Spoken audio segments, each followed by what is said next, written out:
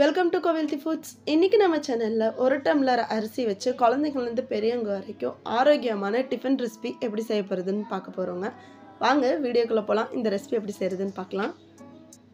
ஒரு பாத்திரம் எடுத்துக்கலாம். பாத்திரத்தில் ஒரு டம்ளர் அளவுக்கு நான் அரிசி அளந்து வச்சுருக்கேங்க. இது பச்சை அரிசி சேர்த்தக்கூடாது. நம்ம நார்மலாக சாதமெல்லாம் வைப்போம்ல, அந்த அரிசி எடுத்துக்கலாம். இந்த டம்ளரோட அளவு பார்த்திங்கன்னா 250 கிராம் அளவுக்கு இருக்குங்க.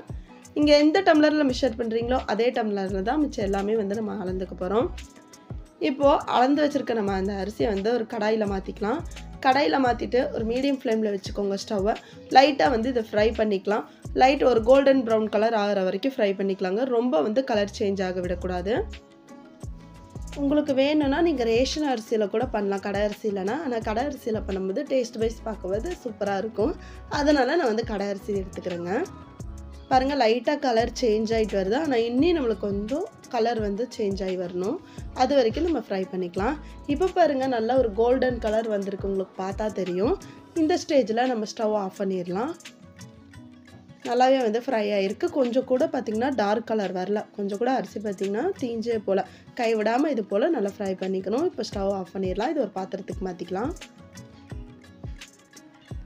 இப்போ நீங்கள் எந்த டம்ளரில் அரிசி அளந்தீங்களோ அதே டம்ளரில் 1/4 டம்ளர் அளவுக்கு நம்ம முந்திரி அளந்துக்க போகிறோம்.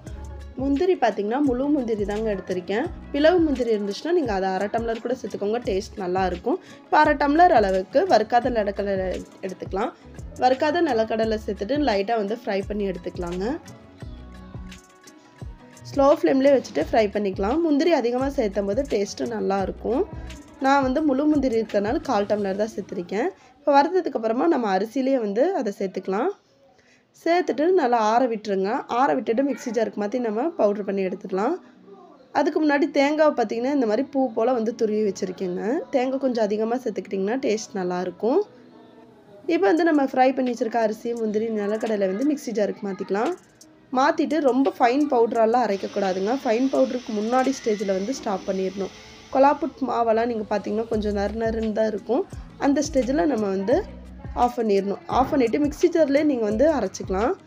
சின்ன சின்ன கட்டிகள் மாதிரி இருக்குங்க அரைக்கும் போது. அதை நல்லா உடச்சி விட்டுக்கோங்க. கையை வச்சு உடச்சி விட்டுட்டு தேவையான அளவுக்கு உப்பு தூவிக்கோங்க. தண்ணி பார்த்திங்கன்னா நம்ம நார்மலாக குடிக்கிற தண்ணி இருக்குது பாருங்கள், அதை லைட்டாக தெளித்து நல்லா கட்டிகளே இல்லாமல் பிசைஞ்சிக்கணும் மாவை. கொலாப்புட் மாவெல்லாம் நம்ம எப்படி பிசைவோமோ அதே போல் தான் லைட்டாக தண்ணி தெளித்து கொஞ்சம் கூட கட்டிகள் இல்லாமல் பண்ணிக்கணும். எடுத்த உடனே தண்ணி பார்த்திங்கன்னா அதிகமாக ஊற்றக்கூடாதுங்க. எல்லா மாவுலையும் ஈரப்பதப்படுற மாதிரி தான் நம்ம தண்ணி தெளித்து தான் இந்த மாதிரி மாவு பண்ணிக்கோம். பாருங்கள், இந்த மாதிரி கையில் நீங்கள் இப்படி ப்ரெஸ் பண்ணும்போது உங்களுக்கு தெரியும். இப்போ பிடிச்சி வரல மாவு. இன்னி கொஞ்சம் நம்மளுக்கு தண்ணி தெளிக்கணும். தண்ணி கம்மியாக இருக்கிற மாதிரி இருக்கு.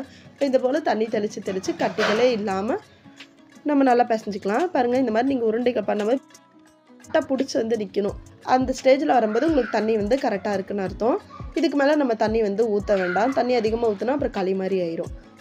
இப்போ குழாய் இருக்குது பாருங்க, குழாய் புட்டோட அந்த குழாய் எடுத்துக்கலாம். இந்த மாதிரி சின்ன தட்டு சேர்த்துக்கோங்க. அதில் அந்த தட்டை கரெக்டாக வச்சுட்டு கீழே துருவின தேங்காய் சேர்த்துக்கலாம். அதுக்கப்புறம் நம்ம மாவை ஒரு அரைவாசி அளவுக்கு நீங்கள் சேர்த்துக்கோங்க. இல்லை கால்வாசி சேர்த்துட்டு அதுக்கப்புறம் நடுவில் தேங்காய் சேர்த்துற மாதிரி இருந்துச்சுன்னா உங்களுக்கு எந்த அளவுக்கு தேங்காய் வேணுமோ நீங்கள் அந்த அளவுக்கு கூட சேர்த்துக்கலாம். தேங்காய் கொஞ்சம் அதிகமாக சேர்த்துக்கிட்டாலும் டேஸ்ட் நல்லாயிருக்கும். ரொம்ப ப்ரெஸ் பண்ணி மாவை அழுத்தம் கொடுத்து நம்ம மாவு நிரப்பக்கூடாதுங்க. கொஞ்சம் கொஞ்சமாக தான் மாவு சேர்த்துக்கணும். இப்போ மேலேயும் தேங்காய் சேர்த்தாச்சு, மூடி போட்டு மூடியாச்சு. அதுக்கு முன்னாடியே நான் பார்த்திங்கன்னா குழாய் புட்டோட அந்த சட்டியை தண்ணி ஊற்றி நல்லா கொதிக்க விட்டுருந்தேன். இப்போ வச்சிடலாம். ஒரு 2-3 நிமிஷம் கழிஞ்சு பார்த்திங்கன்னா மேலே நல்லா ஆவி வரும். பாருங்கள், இது போல் நல்லா ஆவி வந்ததுக்கப்புறமா நம்மளுக்கு பார்த்திங்கன்னா குழாய் புட்டு ரெடி ஆயிடுச்சு. இப்போ நம்ம வெளியே எடுத்துடலாம். இது ஒரு பிளேட்டுக்கு மாற்றிக்கலாங்க. கீழே பார்த்திங்கன்னா ஒரு கத்தி மாதிரி வச்சுக்கோங்க. கத்தி இல்லைன்னா கரண்டி வச்சுட்டு லைட்டாக இந்த மாதிரி மெதுவாக இந்த மாதிரி நீங்கள் ப்ரெஸ் பண்ணிங்கன்னா போதும். உடையாமல் உங்களுக்கு பார்த்திங்கன்னா கொலாப்புட் வந்துடும். ரொம்ப சூப்பராக டேஸ்டியான நட்ஸ் கொலாப்புட் பார்த்திங்கன்னா ரெடி ஆயிடுச்சு. இதில் நீங்கள் பார்த்திங்கன்னா பிஸ்தா சேர்த்தலாம், பாதாம் சேர்த்தலாம். ஆனால் அந்தளவுக்கு பாதாம் பிஸ்தாலாம் நம்மளால் சேர்த்த முடியலன்னா வெறும் முந்திரியும் நிலக்கடலையுமே சேர்த்துக்கலாங்க. டேஸ்ட்டு ரொம்பவே அட்டகாசமாக இருக்கும். குழந்தைங்கலேருந்து பெரியவங்க வரைக்கும் வாரத்தில் ஒரு டைம் இந்த மாதிரி ட்ரை பண்ணி பாருங்கள், செஞ்சு கொடுங்க. ரொம்பவே ஹெல்த்து. இதில் பார்த்திங்கன்னா நேந்திர பழம் இருக்குது பாருங்கள், அது கூட சாப்பிட ரொம்பவே அட்டகாசமாக இருக்குங்க. இது கூட நாட்டு சர்க்கரையை வந்து சேர்த்து சாப்பிட்லாங்க. ரொம்பவே சூப்பராக இருக்கும். செஞ்சு பாருங்கள். குழந்தைங்களுக்கு ரொம்பவே ஒரு ஹெல்த்தான டிஃபன் ரெசிபி. ட்ரை பண்ணி பார்த்துட்டு உங்களுக்கு ரெசிபி எப்படி இருந்துச்சு பிடிச்சதான்னு சொல்லிட்டு கமெண்ட் பாக்ஸில் கமெண்ட் பண்ணி கூட ஷேர் பண்ணிக்கோங்க. சேனலை சப்ஸ்கிரைப்